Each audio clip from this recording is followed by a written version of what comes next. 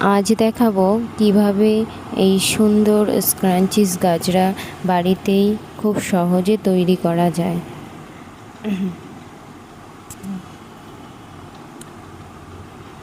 প্রথমেই আমাদের একটা স্লিপ নট করে নিতে হবে। দেন এভাবে রাবার ব্যান্ডে অ্যাটাচ করে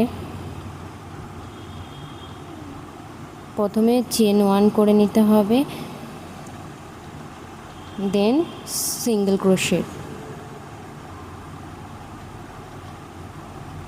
পুরো রাবার ব্যান্ডটাতেই আমি সিঙ্গেল ক্রোশেট করে নিয়েছি। টোটাল 40 মতো হয়েছে।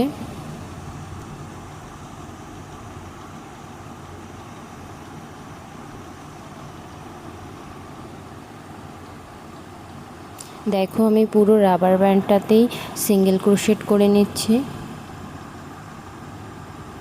দেন ফার্স্ট চেনে আমরা স্লিপ স্টিচ করে দেব। এরপর সেকেন্ড রাউন্ড তৈরি করবার জন্য আমরা নেব chain 4।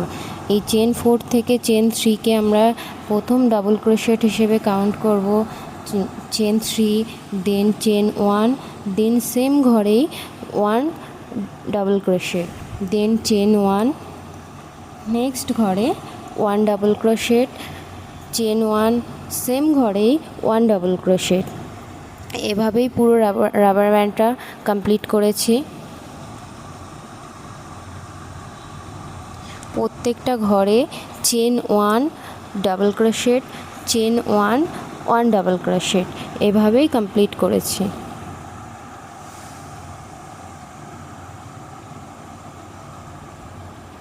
Chain 1 double crochet,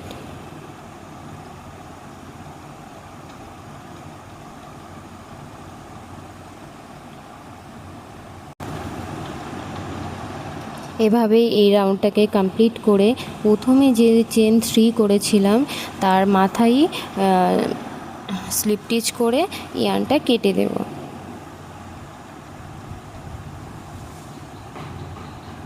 third line তৈরি করবার জন্য আমাদের প্রথমে হোয়াইট উলটাকে এভাবে অ্যাটাচ করেছি চেন 1 করে,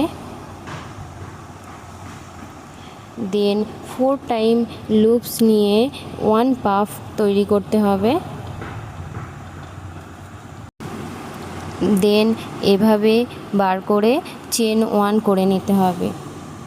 সেকেন্ড ঘরে আবারও 4 লুপস করতে হবে, 1 2 3 অ্যান্ড 4। আর একটা পাফ তৈরি হয়ে গেল। দেন এভাবে চেন 1 করে নিতে হবে। আবারও নেক্সট ঘরে সেম প্রসেস। প্রথমে আমরা 4 লুপস নিয়ে আবারও আর একটা পাফ তৈরি করব।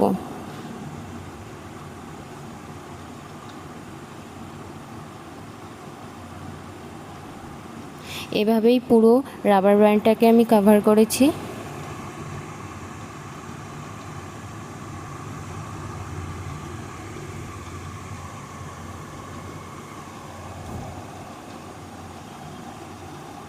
দেন আমরা প্রথম পাফের মাথায় যে চেনটা আছে সেখানেই স্লিপ স্টিচ করে জয়েন করে দিয়েছি।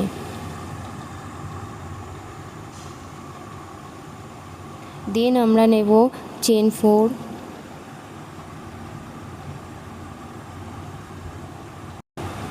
একটা ঘর স্কিপ করে স্লিপ স্টিচ করে নেব। আবারও নেব চেন 4, একটা ঘর স্কিপ করে নেক্সট ঘরে আমরা স্লিপ স্টিচ করে দেব।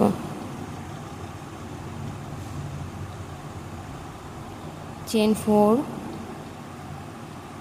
স্কিপ 1 ঘর, দেন স্লিপ স্টিচ।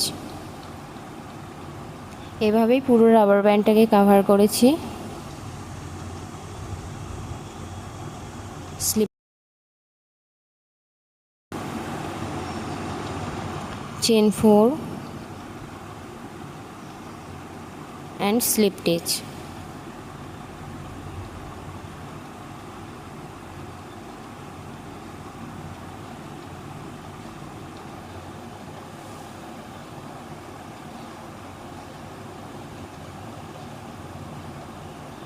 চেন 1 করে ইয়ার্নটা কেটে অ্যাটাচ করে দেব।